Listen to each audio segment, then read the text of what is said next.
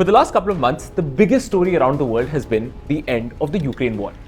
Sitting in India, we're pretty far away from this conflict, but the numbers involved are just staggering. Both Ukraine and Russia have taken over 1 million military casualties combined. America, Europe, and basically the entire Western world, dozens of the world's most powerful countries, have lined up behind Ukraine. Russia, on the other hand, has drawn support from Iran, China, and North Korea to fund its military machine. It has been a truly catastrophic conflict.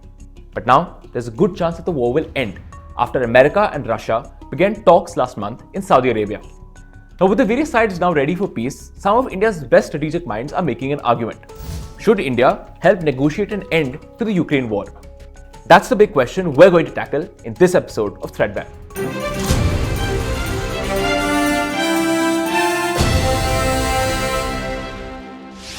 So let's start with the basics. Russia and America are right now engaging in intense talks to end the Ukraine war. They've already met in Saudi Arabia, and America will also be meeting with top Ukrainian officials this week, again in Saudi Arabia. So it seems like one of the most consequential conflicts of our times is actually coming to an end. And it appears that powers like Saudi Arabia and Turkey are playing an active role in mediating an end to the war. But wait, why isn't India playing that role? After all, India is a bigger geopolitical player than Turkey and Saudi Arabia, with more military and economic power. It's also on good terms with America, Russia, and Europe. And in the past, India has actually offered to help end the Ukraine war if the various sides involved are actually interested in sitting down and talking diplomacy. Over the last few weeks, we've seen some people in India make exactly this point. They argue that India should offer its services to host meetings and use its diplomatic clout to end the war. If indeed New Delhi organizes a consultative meeting, most of these actors might be willing to join. Ukraine wants to be spoken with. Europeans want to be at the table. And Russia wants a trusted partner to help facilitate its integration into the global order. A Trump-led US may be a holdout, or perhaps not, as all parties involved recognize the need for an orderly end to the war, acknowledging that the war is indeed nearing the end, writes Professor Happywon Jacob. Now, Professor Jacob also thinks that India should appoint a special envoy on Ukraine to reach out to some of the countries and see what India can do. And actually, doing this might be a great boost to India's national aspirations. Because if India intends to be a global power on the world stage, we need to take up global responsibilities. And ending the Ukraine war would be a great advertisement for India's expanded diplomatic clout. Think about the massive global reaction a couple of years ago when China helped broker a normalization between Saudi Arabia and Iran. India would very much like something similar. But it unfortunately isn't that simple for a few key reasons. Firstly, India might unfortunately have just missed the bus to help mediate an end to the war. Saudi Arabia, which has strong ties with Russia and America, has already hosted major diplomatic meetings to end the war. And more fundamentally, the United States and Russia are increasingly talking to each other. Do they really need another country to mediate between them? Former Indian ambassador to Russia, Pankaj Saran, thinks that they really don't.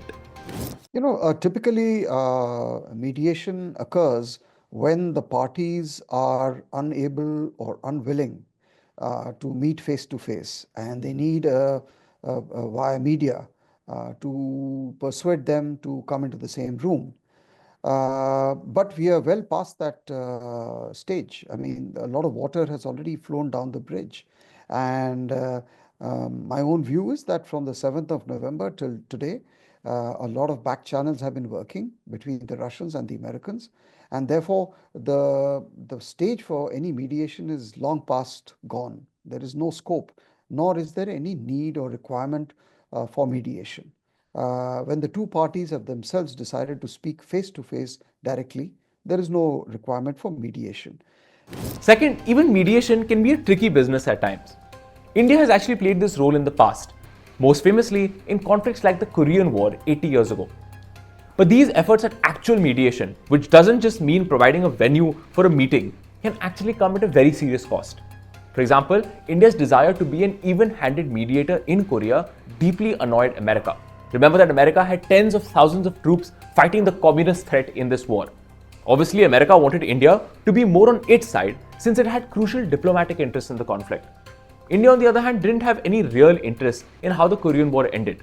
So the bottom line was that America, the world's most powerful country, felt let down by India. And that tension that came from the Korean War defined the India-US relationship for the next decades. That same problem is basically repeated with Ukraine. Europe, Russia, and America, all three crucial partners for India, have massive interests tied up in ending the war. And they all seem to want different things.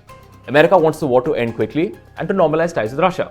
Russia wants the war to end quickly, but also wants to keep Ukrainian territory. It also wants guarantees that will restrict Ukraine's ability to rearm itself and carry on the war in the future.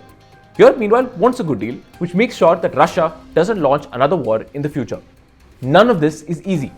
America has clashed bitterly with Europe and Ukraine, its allies, over just the last few weeks on how to end the war. Remember that major Trump-Zelensky showdown in the White House? That's what this was about. And that's exactly the kind of mess India will be dealing with. If India does get involved in mediation, there is a risk that it will compromise its relationships with America, Europe, and Ukraine. And that is not something India wants to do.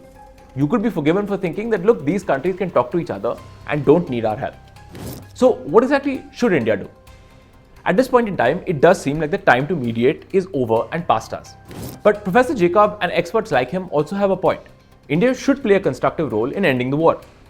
And one proposal that has been floating around is for foreign peacekeepers from countries like India to guarantee stability in Ukraine once a peace deal is struck. India already provides the United Nations thousands of peacekeepers to help stabilize some of the world's most dangerous conflicts. And it could be a good idea for India to play the same role in Ukraine.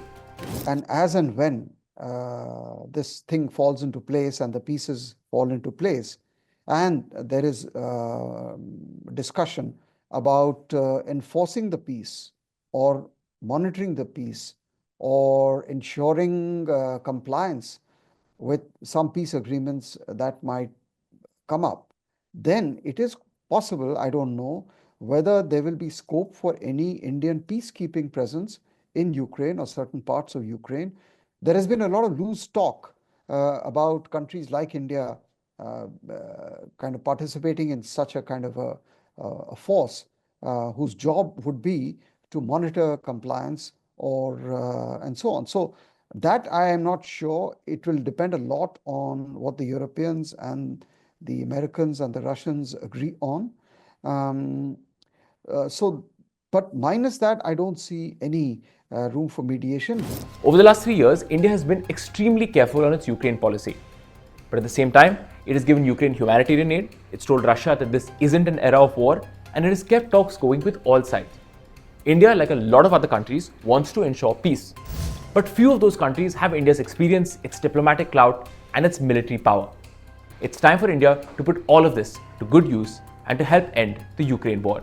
Thanks for watching Threadbare with me, Shashank Batu. You can catch the show again next week on India Today Global.